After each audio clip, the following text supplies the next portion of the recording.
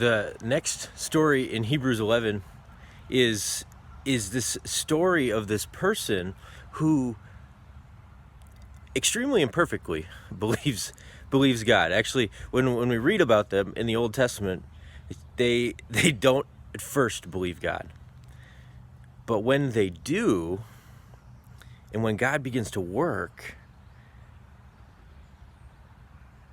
small things become big, huge things. That's what he says when he's describing this lady named Sarah, who was the mother of the whole Jewish people. He says, by faith, Sarah herself received power to conceive, even when she was past the age, since she considered him faithful who had promised. And then it says this, therefore, from one man, and him as good as dead, were born descendants as many as the stars of heaven, and as many as the innumerable grains of sand by the seashore. So in other words, though Sarah, when God first, in Genesis 18, when God first says to her that she's going to have this child, she laughs. He tells Abraham this, and she laughs from the other room because she thinks that's impossible. And humanly speaking, it was impossible. And yet somehow in there, she began to believe God, trust what God had said, trust his promise, probably after conversations with her husband and going back and forth. And we don't know what the process looked like, but about a year later, Isaac was born, the son of promise to Sarah, who was, I believe, 90 at the time.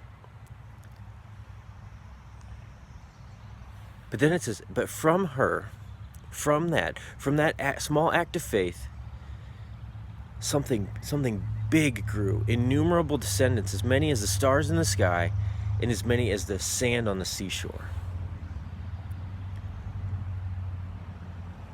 And it's interesting that what small, seemingly small, or relatively small acts of faith does God have for us?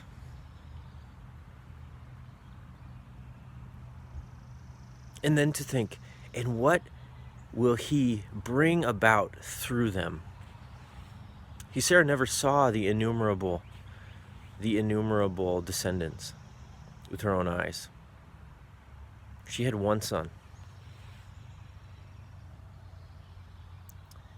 But what will God do through small acts of faith to bring about his plans and his purposes? Ultimately, Sarah's act of faith led to the Lord Jesus Christ and the ultimate blessing for all the world. Just from what in her lifetime seemed small, relatively small, one son. She believed that God would give her one son. Has resulted in blessing for the whole world, has resulted in descendants innumerable. What might God do with ours?